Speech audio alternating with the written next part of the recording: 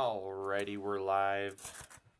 Just gotta find a good place to set up my phone. Alright, there we go. Alright, so we have joined kind of a recent movement to fight back against government bureaucracy. Howdy, Tanji, how's it going? So what I want to talk about in this live broadcast, we're not going to be super long, but I wanted to discuss some different ways to fight back against government bureaucracy. One of the biggest things that they are doing is by utilizing private interest money from large corporations to influence small local government because of the fact that it's very easy for little bites of an elephant to be taken. If the large agricultural companies say, we are going to go right for the federal government and we're going to make gardening at the home illegal on all fronts, there would be a huge uprising. However, it's the common analogy of boiling a frog slowly. If you drop a frog right in boiling hot water, it's going to jump right out. But if you turn up the water slowly, it's going to basically cook it without it ever knowing. And that's what we're facing right now, and I think that it's a serious issue that needs to be addressed. It was just brought to my attention the other day. Let me pull up here on my computer here.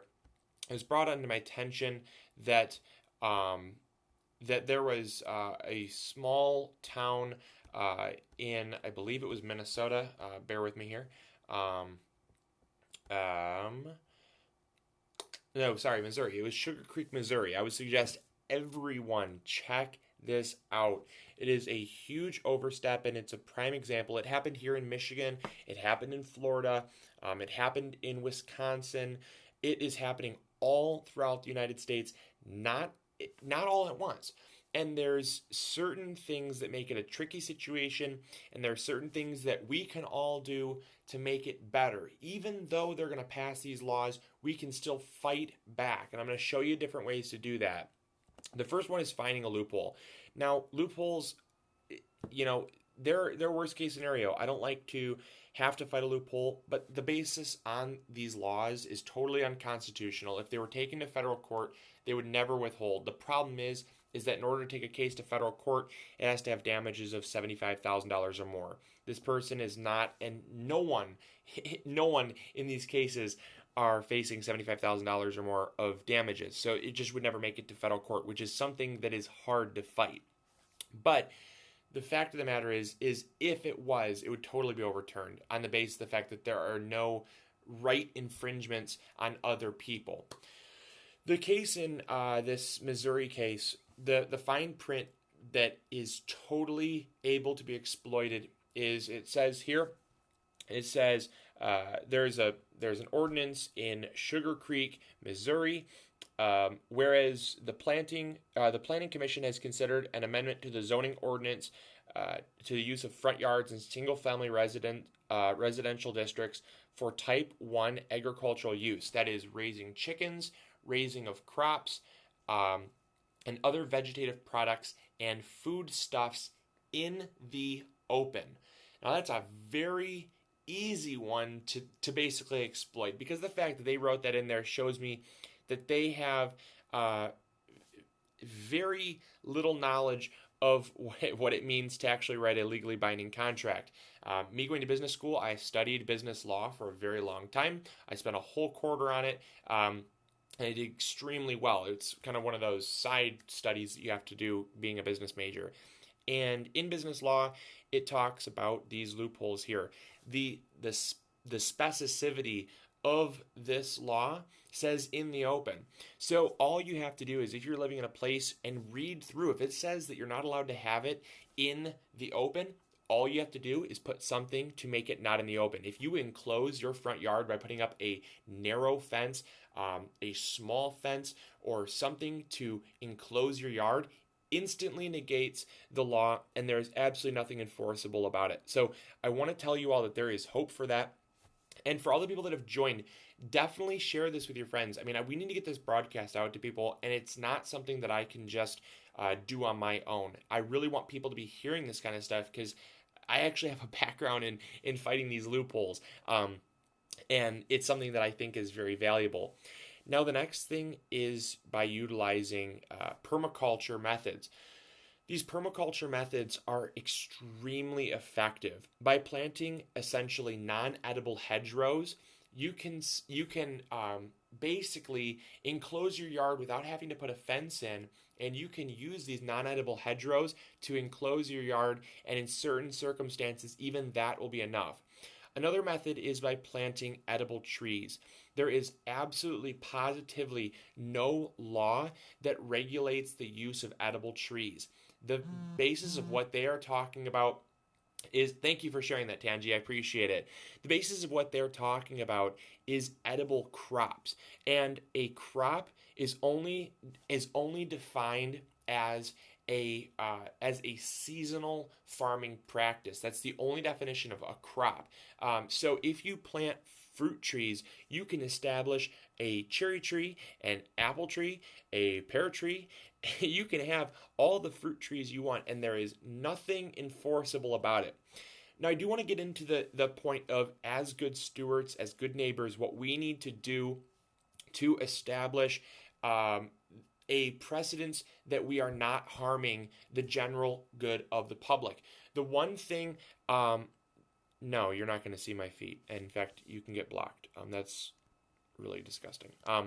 Anyways, so what I was getting into before that comment came up is the fact that they're basically writing these laws utilizing the whole fact of a negative externality. That's what it's called in the business law world, and that's what it's called in the government policy world. It's a negative externality. It's basically, is your neighbor's property value decreased by something that you're doing? And what they are utilizing is that negative externality law that is stating that your actions can be negatively affecting their resaleable value. And what I want to stress is the fact that there are certain things that you can do that everyone can implement to make a better image on urban gardeners. And I think that the person in this case can do some of these things. The number one thing that they can do is make it neat. If it is messy, that is an absolute guaranteed problem, because the fact that the lawmakers can utilize a mess as saying this is just a trash heap. There's no order, there's no organization, and that is what is affecting the person next door or the community's property values. That's part of the reason why they have zoning laws in place. Whether or not I agree with them, I don't. But the thing is that they utilize those because when you go to sell your house, you don't want a car manufacturer to moving in right next door having those bright lights on their lot all night long. That's why they utilize zoning laws. I somewhat agree with them, but in the case of growing food for yourself, it is not in the sense agriculture whatsoever, and they've stretched that term way too much. But they've kind of been able to stretch those lines because of the fact that people are not taking care of their property. These people in this case, you can check out their stuff. It's based on the Facebook post, Food Not Lawns. And the one thing that I see is that they've got stuff in their front lawn. They've got so much stuff in their front lawn. And they've got Christmas lights still up in April. Bottom line is, or almost April, bottom line is that Christmas is over. That stuff has to go. The stuff sitting around in the front lawn has to go, because the less they can find as a nuisance, the less they can pass a law and the less they can enforce on you, even if you're growing stuff. Because the problem is that people can only pass a law. Any law can be overturned by the general public, because the public is the taxpayers that actually funds the government. If the public has enough interest to keep something around, they can say, I don't have a problem with this, because the only way the government can pass a law as a standing law is if it has public acceptance. So one thing that we can do is by making things as neat as possible, sharing our harvests with the public, our neighbors, letting people actually taste what we're doing, give garden tours if they're interested.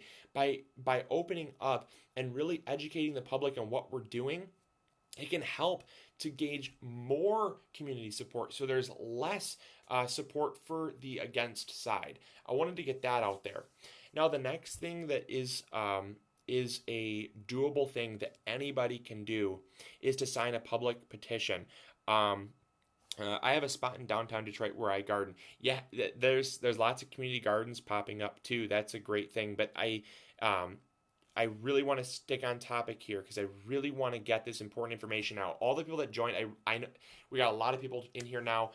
Share this with your friends. Share this with your family. I'm going to be on here. I'm going to be driving this point home because if I can do anything I can to get this information out, is that there can be something done about this because it is an overstep of their constitutional rights. Everyone is granted those inalienable rights, and I think that as extreme as it sounds, at some point those that make a living from gardening, those that rely on their homegrown produce to supply their family with edible food, those people are going to have to get to more extreme measures, and they're going to have to show that we're very serious about what we stand for, because I rely almost 100% on my own homegrown food to feed my family. And I am also feeding my extended family, I'm also feeding my neighbors, and I'm also donating to the soup kitchen. Now, if government does not care about all of that, they're going to just pass a law anyways. And so we have to voice our opinions that this is not okay. The next thing that I was getting on topic was the topic of petitions. Petitions are very effective if done on a local basis. Don't go to the signapetition.org because it does absolutely nothing. The thing is that you need actual registered residents of that city. The problem is because these sites pop up that say, "Oh, sign this petition," and someone from Missouri signs a petition. Great, the one in Missouri would apply. However, you get one from Florida, one from California, one from Nevada, one from Canada.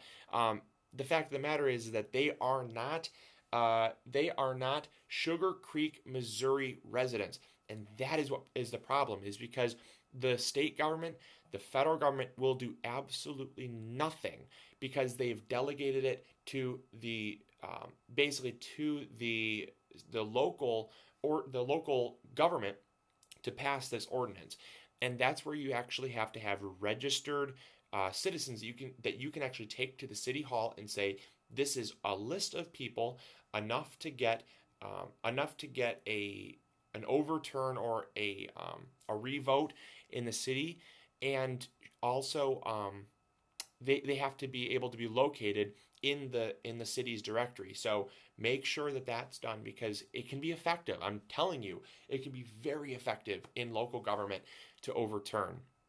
Now, the very last thing that I wanted to talk about before, I get some questions and answer and stuff, is the fact that as local gardeners, as urban gardeners, we absolutely, positively must utilize the what am I trying to say? The good side of gardening, because I think oftentimes people, they get very aggressive. They start throwing hate and they start throwing negative terminology like, oh, we're gonna go punch the mayor. We're gonna go burn his house down. What? You cannot make threats like that because it makes the whole movement look like a bunch of extreme people, and you really want to go about it in as peaceful a protest as possible, because the bottom line is the fact that the system is set up to where if you get enough people to support you, all you have to do is have someone say, yes, I will sign this petition. I do not think it's right that they are passing this ordinance, and you have to just take it to City Hall, and they're going to read it, and if they have enough people to overturn it, they have to. They absolutely have to, because you can't just make up that you got 500 signatures. There are people that know they signed that, and if they're questioned on it, they will come fight for you. I've seen it happen. The very last thing is sign up to go to the city hall. Oftentimes there's like a sign up list ahead of time to RSVP to join because there's limited seating. Oftentimes there's also okay, all right, you're blocked. Okay. Um, so, anyways, so there's lots of people that just don't go to town hall meetings. There's genuinely not enough people that attend these, and the problem with that is the fact that the democracy that we have set up, um, yes, I would not use that term, but town hall can be very bought out by local influence and above. But what I would say is that don't use that terminology because of the fact that, again, by using those terms, you don't look very intellectual. And the thing is, you gain way more respect and way more you gain way more respect and way more points by not using the words gay or we're going to go burn down town hall. You might have those internal feelings, but keep them internal because again, it hurts the movement. Anyways, back to what I was saying. The town hall meetings, they have to be actually attended because in order for a democracy to work, you have to actually go and show that you want to be an active citizen. So many people just want to sit at home behind their computer and spout fire from their keyboards. The problem with that is the fact that if you don't voice your opinion actually in front of the people that are making the votes, it doesn't matter. I can yell from my mountaintop, and I can yell behind my keyboard. I can break my computer out of anger, and they're not going to care at all because the only people they care about is the yes votes or the yay votes and the nay votes. And as much as I hate to say it, that's all that matters. And if they see that there's enough people showing up, um, oh my gosh. Okay, folks, I'm honestly just blocking people now at this point. I don't know who's letting these people on, but they don't belong on the internet. Anyways, so what I wanted to talk about, back on topic again, is the fact that if we don't show community support for local communities, state, federal even, they will continue to walk all over its citizens because they're only looking out for their best interest. And just like you look out for your best interest, if someone puts $500 in your pocket and says, "Hey, pass this law, I don't like this," or if enough people complain about this, they're going to do it because it looks like it's in their best interest to support the people that have a problem with it, or it looks like it's in their best interest to take money from big corporations. I don't condone it, but what I'm saying is it happens on a daily basis because of the fact that they got to put food on their table, and that's the way they justify it. I don't find it right, and I think the system needs to be changed, but until the system is changed, it's going to keep happening. And the only positively way you can fight it is by showing up in numbers and saying, we don't agree with it. And they will change the laws. It's happened, and it will happen. It happened in Michigan. It happened in Florida. And they actually overturned the law. They said, okay, look, there's a lot of community outreach. We don't agree with this. And maybe there's ways we can come to a compromise. That's what I think is the best. Now that I've gotten that out of the way, hopefully I've educated enough people on what needs to be done, and what can be done. If you have any comments or questions, now would be the time. I really want to get this out to as many people as possible. I don't want this to be such a narrow thing that we can be talking about right now. I want this to be shared on Facebook and Twitter and Google Plus and all those social media streams, because I think the more people that see this, really will benefit. Is there an event that came up sparking this discussion? Yes, there is an event that sparked this discussion. There was a family in Sugar Creek, Missouri.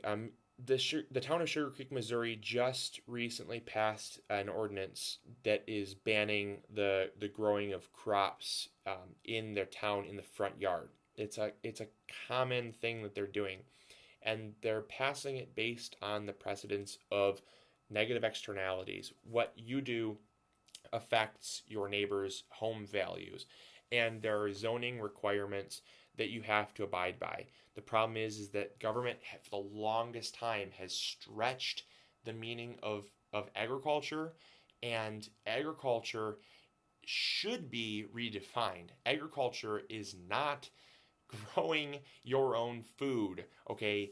That is called sustainable gardening.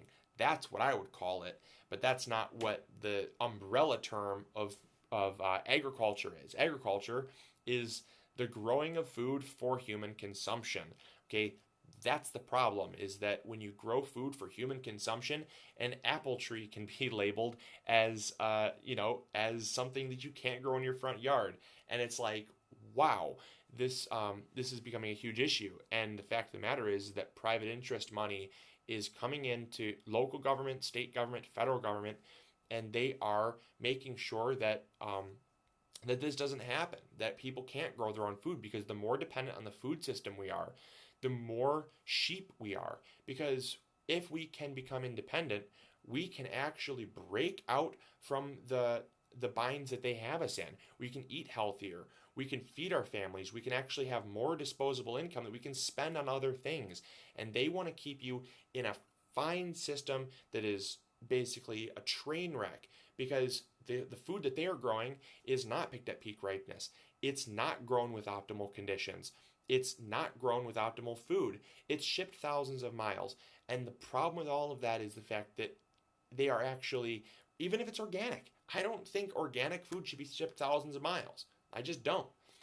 If it's organic, it's still killing us, because the fact that we are spending money on food that is not as nutrient dense as it could be had we grown it ourselves. And that's why I am such a firm believer in growing our own food. Because if we are not growing our own food, someone else has to. Because food is life. And if you're not growing your own food, some farmer down the road is, and they're going to be basically the person that is going to pass the laws. Because if enough people is growing their own food, they don't need the farmer down the road. And as much as I hate to say it, I don't need the farmer down the road. I rely on myself, and I'm pretty proud of it. Now, again, if I do see a farmer down the road and I don't see someone growing food, I'll say, hey, go to him rather than the supermarket who there's a farmer 2,000 miles away growing your food. It's always good, better, best. Best would be growing your own food. Better is supporting the farmer down the road. And then good is just getting by to eat. Do you know what happened with the Right to Farm Act in Michigan? I heard conflicting info. The Right to Farm Act was always in place. What people don't know is the fact that the Right to Farm Act was recently expanded to raising chickens. The problem is that they again used the negative externality law to say that your neighbor does not want 5,000 chickens being grown next door, because the fact that poultry can smell, they're loud, and they decrease home values. That's a fact, and as much as you disagree, I agree with it. I would not want a commercial poultry farm. Now, the problem is that people are jumping way out of they're jumping to conclusions. The Right to Farm Act is actually protecting those that want to raise chickens and limiting those that want to raise 10,000 chickens. You can have up to 10 chickens, absolutely, positively, if you have the right amount of land. You can grow up to 10 chickens in a residential area. That's what the Right to Farm Act is stating, and they are actually protecting you. The thing is that people, again, jump to conclusions, and they make these broad assumptions that are saying, oh, it's illegal now to raise chickens. No, it's not. No, it's not. They actually are passing the law to protect you, and I'm actually in favor of the bill, because the fact that those that want to buy homes don't want to be moving down the road to a 10,000 chicken commercial farm. And I think enacting those laws is actually going to put a little more pressure on the people raising these commercial farms, because I don't think commercial farming is something sustainable. I don't think it's economically viable, and I certainly don't think that it's environmentally sustainable. With all that said, I don't think the use of male chickens should be allowed. They're very loud, and that does cause a negative externality. There's a very fine line, and I'll get to your question. I saw it pop up. I'm sorry I missed it, but I was on a point that I didn't want to forget. The thing is that as a conservative Republican, I'm very open about this. You have to acknowledge that as a conservative Republican, it's important to, there's a very fine line you have to walk. That when you support your neighbor buying a house, you're supporting community as a conservative Republican. You're not stating that the government should be so large that it needs to step in. What you are saying is that there needs to be government to enact laws to keep the peace. And also, what we need to do as a society is to not take more than we are already given and leave it better than we did when we first started using it. That's the whole point of conserve, okay? Conserve is different than preserve. Preserve means never touch. Conserve means use, but use it wisely. And I think that that is where I come in with the whole sense of raising chickens, because of the fact that when we raise chickens, if you do it conservatively, okay, if you do it conservatively, you should do it enough to feed your family, enough to feed your neighbor, and no more. That's conservative. Now, conservative, I would not say, is growing 10,000. There's agricultural land for that. That's why it's zoned agricultural, and that's why zoning laws I'm in favor of. Because of, again, if I'm a homeowner, I don't want someone putting a body shop where they're going to be welding all night, or a car dealership where they're going to have the bright lights in my window all night. It's just one of those things. It happens, and it does decrease your home value. It hurts the resale value, and so I'm in favor of laws that help to maintain that, because in a market system where I want to be able to buy and sell my house at actually get a return on my sale, I don't want that happening. With that said, I think that those, and again, a very fine line, so I got to be careful. Those that are raising chickens, make sure, again, like I talked about, make sure you're not being a nuisance. Just because you can raise chickens doesn't mean you have to raise 9 female and 1 male. Again, the male is the noisiest one. Raise 10 female and just continue to buy your chickens as you go. Now, it might not be as sustainable, but again, you're not going to be causing a nuisance, which is the number one reason why these laws are being passed. Not because, not because they necessarily can, but because they're using any excuse they can to do it. And if you take away all the excuses to do it, they don't have a reason to.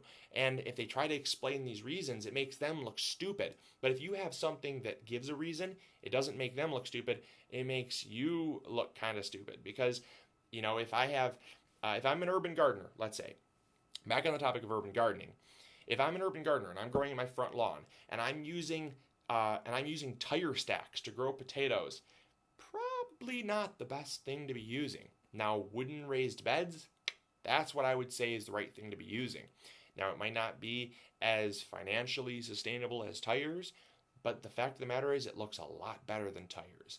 And I think that it's unfortunate that we have to look at it that way, but you have to come to some type of compromise to where we need to say, okay, look, my neighbor does not want to see these tires. As much as I think this is aesthetically pleasing, I have to honor the community that I'm living in. Otherwise, there's way out rural communities where you can live in some podunk hill and you're not going to find anyone for 5-10 miles. If that's for you, you can grow in all the tires you want. You can grow right in your garden without tires. You can leave your icicle lights up till mid-July, and you can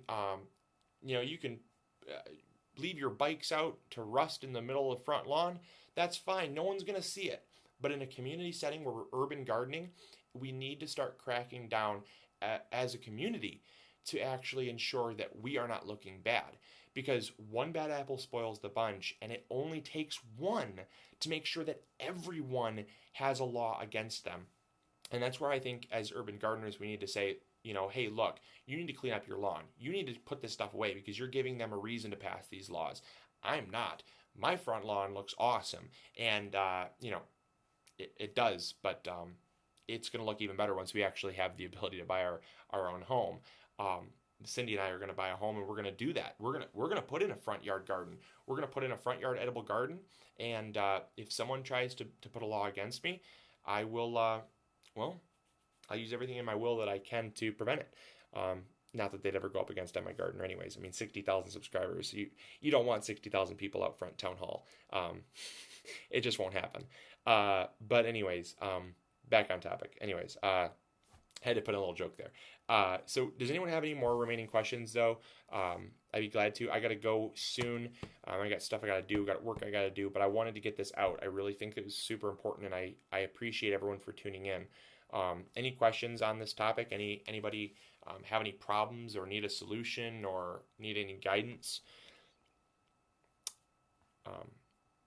anything at all.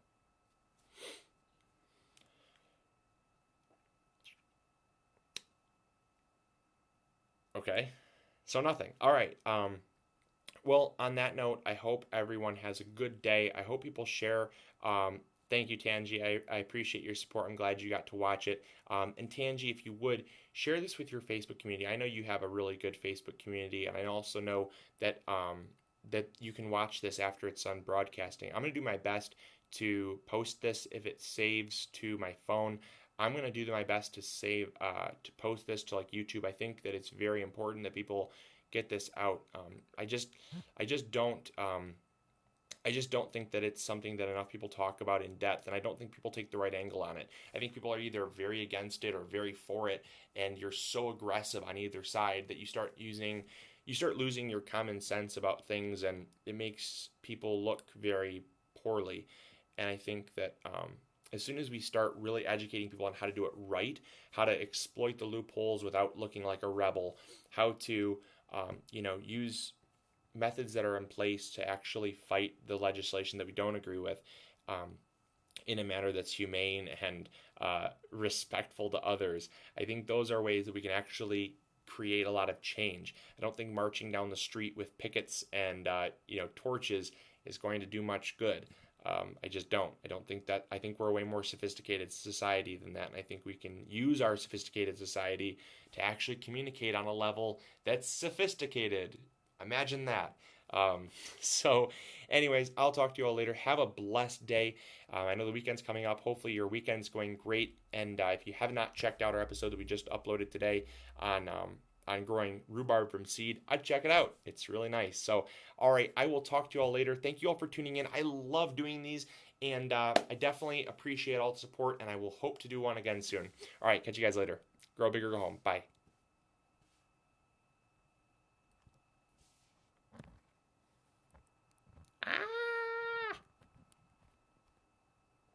This is not working.